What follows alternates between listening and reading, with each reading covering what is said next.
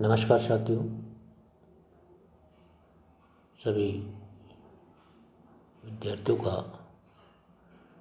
मेरे YouTube channel पर स्वागत है। और मैं आपके लिए हिस्ट्री की ऑनलाइन स्टडी के लिए आपकी सेवा में उपलब्ध हुआ हूँ।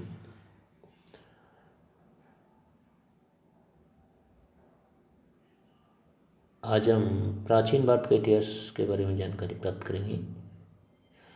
इसमें पहले प्रागैतिहासिक काल आता है। प्रागैतिहासिक काल में यदि बात करें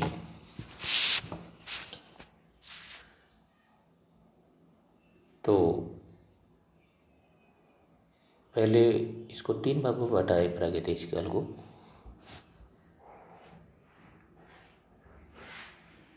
पहला भाग इसका प्रागैतिहासिक काल है, दूसरा भाग आद्य ऐतिहासिक काल है, तीसरा भाग ऐतिहासिक काल है। प्रागैतिहासिक काल वह काल जिसका कोई लिखित साक्ष्य उपलब्ध नहीं है,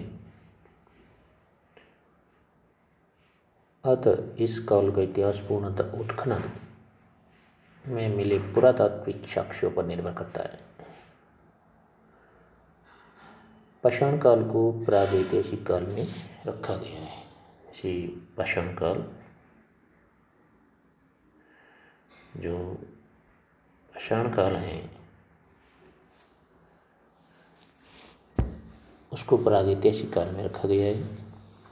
दूसरा आता है इसमें आद्य ऐतिहासिक काल। दूसरा प्रकार इसका कौन सा है? आद्य ऐतिहासिक काल। इस काल की लिखित लिपि तो है, पर उसे या तो पढ़ने में सफलता नहीं मिली है या उसकी प्रमाणिकता संदिग्ध है। हड़प्पा और वैदिक संस्कृति की गणना आद्य ऐतिहासिक काल में की जाती है। हड़प्पा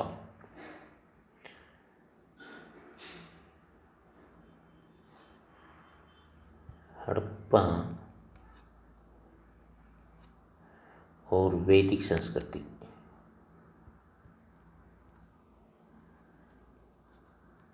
वैदिक संस्कृति हड़प्पा और वैदिक संस्कृति की जो गणना है वो आद्य ऐतिहासिक काल में की जाती है। इसके बाद आता है ऐतिहासिक काल। इस काल का इतिहास लिखित साधनों पर निर्भर करता है। इसके पुरातात्विक और साहित्यिक विवरण उपलब्ध हैं और इस लिपि को पढ़ने में भी सफलता प्राप्त हुई है। ये इसमें हम ईसा पूर्व 6वीं शताब्दी से के बाद वाला समय इसमें रख सकते हैं। तो जो प्राचीन काल में जो प्रागैतिहासिक काल है उसको 3 भागों में बांटा अपन ने। पहला प्रागैतिहासिक काल, जिसका कोई लिखित साक्ष्य नहीं है। दूसरा आद्य ऐतिहासिक काल, जिसका लिखित साक्ष्य तो है पर उसको पढ़ने में सफलता नहीं मिली। तीसरा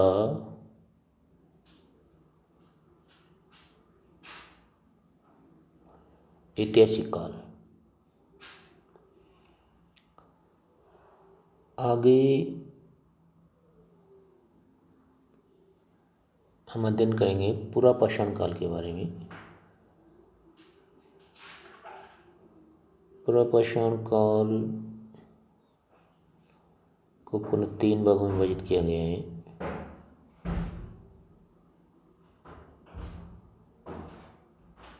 पूर्व पुरापाषाण काल, मध्य पुरापाषाण काल और उच्च पुरापाषाण काल। पुरापाषाण काल के हथियारों का आविष्कार एक क्रांतिकारी घटना है और इसमें पुरापाषाण काल के लोग नेग्रिटो जाति के थे। सर्वप्रथम रॉबर्ट ब्रुसपुट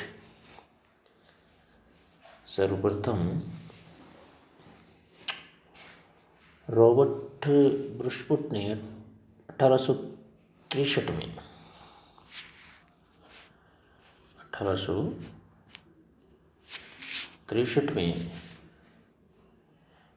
मद्रास के पास एक स्थान पड़ता है पल्लवरम। कौन सा स्थान पड़ता है? पल्लवरम से पुरापाषाण काल का एक उपकरण प्राप्त किया है जो हैंड एक्स था, अस्त कुठार। उसके बाद नाम आता है डी टेरा और पीटरसन का। डी टेरा, पीटरसन 1935 में 1900 डी टेरा और पीटरसन ने जो कार्य किया वो 1935 में किया था। किसने? डी टेरा और पीटरसन।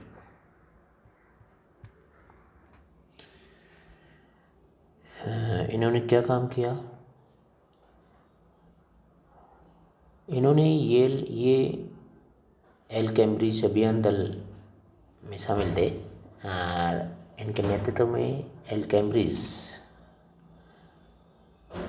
जो यूनिवर्सिटी है से अभियान दल शिवालिक पहाड़ियों के पोटो और पठारी भाग का सर्वेक्षण किया था इन्होंने, और वहाँ पर पाषाणकालीन संस्कृति के साक्ष्य प्राप्त किए थे। पुरापाषाणकालीन लोग पूर्णतः आकेट पर निर्भर थे। दूसरी चीज, अग्नि के प्रयोग से वो परिचित नहीं थे। अभी तक अग्नि का जो आविष्कार नहीं हुआ था। अग्नि का आविष्कार बाद में होगा जब अपन नवपाषाण काल के बारे में पढ़ेंगे। उसके बाद इनका जो जीवन था वो खानाबदोश शताब्दी घुमक्कड़ जीवन व्यतीत करते थे। इस काल में मानव खाद्य पदार्थों का केवल उपभोक्ता था, ये खाद्य पदार्थों का उत्पादन नहीं करता था। एक स्थान आता है महाराष्ट्र में बोरी।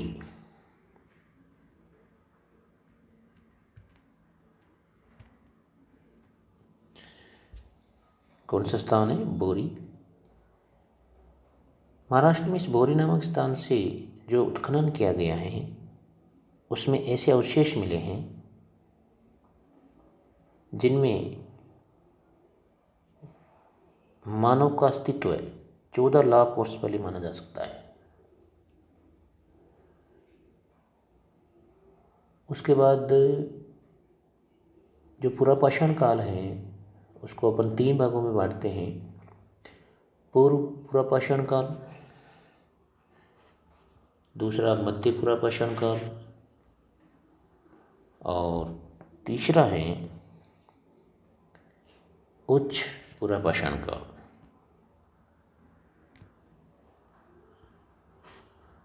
पहला पूर्व,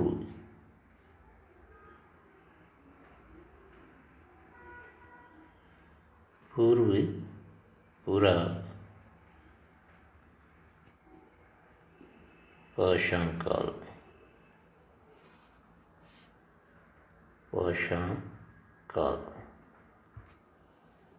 पूर्व पुरापाषाण काल,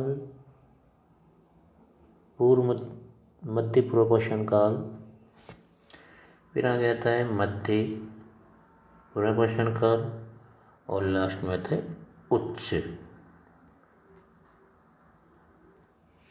उच्च पुरापाषाण काल।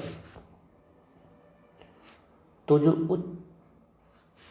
पूर्व पुरापाषाण काल है उसके बारे में पहले अपन देख लेते हैं। पूर्व पुरापाषाण काल का समय जो है 25 लाख BC से लेकर 1 लाख BC तक माना जाता है। पूर्व पुरापाषाण कालीन जो उपकरण हैं उनको अपन 2 भागों में बांट सकते हैं। तो वो उपकरण कौन कौन से हैं? उन उपकरणों के आधार पर इनके द्वारा एक संस्कृति का निर्माण होता है जिसको चोपिंग पेबुल संस्कृति और दूसरी हस्तकुटार संस्कृति के नाम से जाना जाता है। चोपिंग पेबुल संस्कृति के उपकरण जो हैं सर्वप्रथम अपने को पंजाब की जो सोहन नदी घाटी है से प्राप्त हुए हैं। पंजाब यानी पश्चिमी पंजाब जो पाकिस्तान में है, इसी कारण इसे सोहन संस्कृति भी कहते हैं। सोन संस्कृति या चोपर चोपिंग पेबुल संस्कृति। सर्वप्रथम 1928 में डी.एन. वाडिया ने इस संस्कृति का उपकरण डी.एन. वाडिया, क्या नाम इसका? डी.एन. इसका नाम है डी.एन. वाडिया।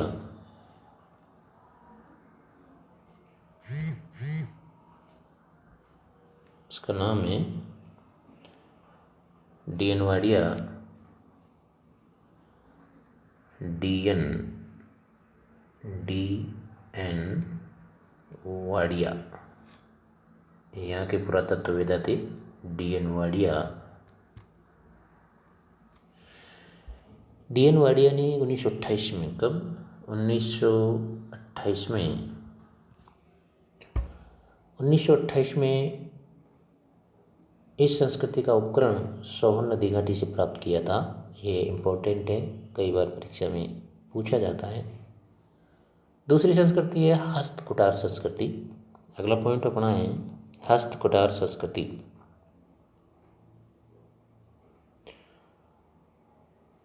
हैंडएक्स संस्कृति के उपकरण सर्वप्रथम अपने दक्षिणी भारत में मद्रास के समीप बदमदुरे तथा अतिरम पक्कम, दूसरा स्थान कौन सा है? अतिरम पक्कम से प्राप्त किए गए हैं। ये स्थान है, पहला स्थान यानी जो हैंडएक्स कल्चर है, तो पहले स्थान का नाम है बद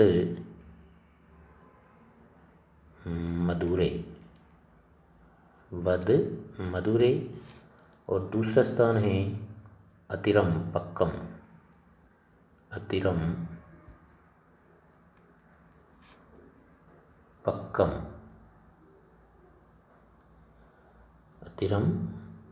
पक्कम, ये दो स्थान हैं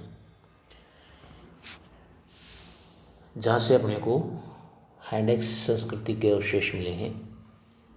इस यानी पूरा पाषाण काल के जो प्रमुख औजार हैं उनमें पहला आता है हैंडएक्स, हाथ की कुल्हाड़ी जिसको बोलते हैं। दूसरा आता है क्लीवर्स या विधारणी, ये भी कुल्हाड़ी जैसे ही रहते थे, धारदार औजार थे ये। तीसरा है गंडासा को अपन खंडक भी बोलते हैं, चौपर, इसी दूसरी भाषा में क्या बोलते हैं इसको? चौपर नाम दिया गया इसको, गंडाशा। अब आगे आता है कि इस काल के उपकरण किसके बने होते थे। तो इस काल के उपकरण जो हैं कार्टजाइट पत्थर, कार्टजाइट जो चट्टान होती है, कार्टजाइट यानी स्फटिक के बने थे तथा मनुष्य कोर उपकरणों का प्रयोग करता था। पेबुल क्या है? पेबुल और चौपर। पेबुल जो है पानी के बहाव में रगड़ खाकर गोल मटोल एवं सपाट हुए पत्थरों के टुकड़ों को अपन पेबुल कहते हैं। जिसे आपने देखा होगा नदी में जो छोटे छोटे पत्थर होते हैं पानी के साथ बहते जाते हैं और गोल मटोल हो जाते हैं, तो इनको ही अपन पेबुल कहते हैं। उसके बाद चौपर है, चौपर यानी गंडाशा। पेबुल से निर्मित बड़े आकार वाली उपकरण जिनके ऊपर एक और फलक निकालकर धार बनाई जाती है। जैसे कोई पत्थर होता है तो उसको घिसकर एक तरफ उसकी धार बनाई जाती है और उसको हथियार के रूप में काम लिया जाता था। उसके बाद चोपिंग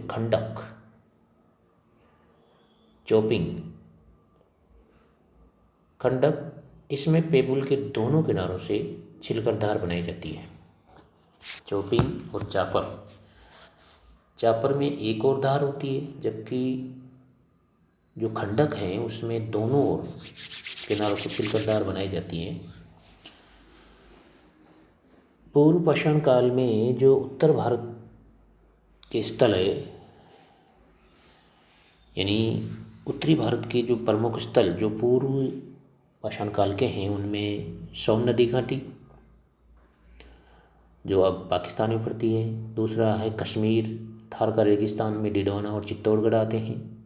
बेलन घाटी, ये बेलन घाटी मिर्ज़ापुर उत्तर प्रदेश में पड़ती है। बेलन घाटी कहाँ पे पड़ती है? मिर्ज़ापुर उत्तर प्रदेश।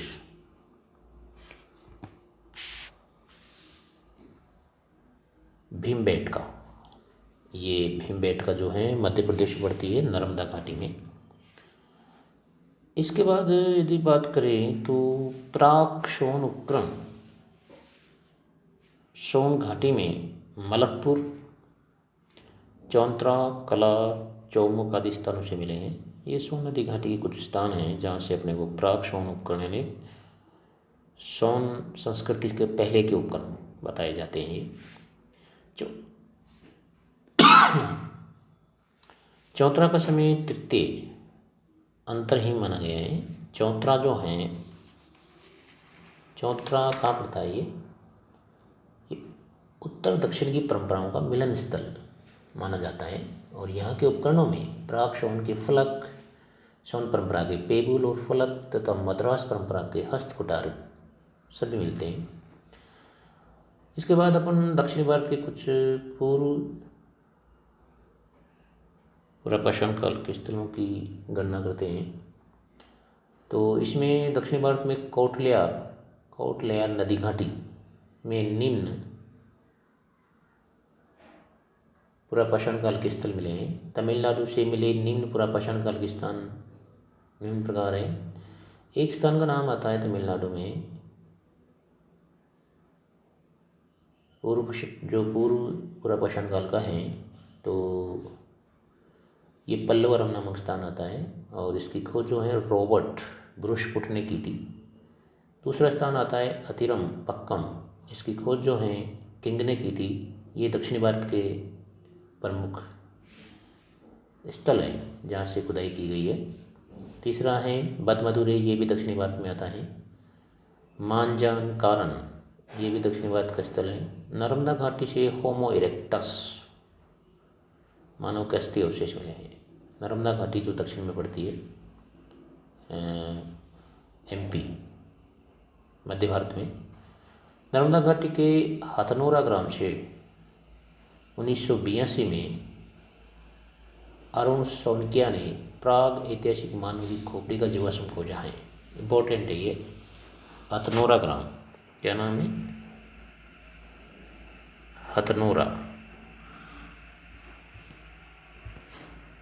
हथनोरा ग्राम से किसने खोजा? ये कब खोजा? 1982 में। और अरुण सोनकिया किसने खोजा? अरुण सोनकिया। पूछा जाता है ये हथनोरा ग्राम से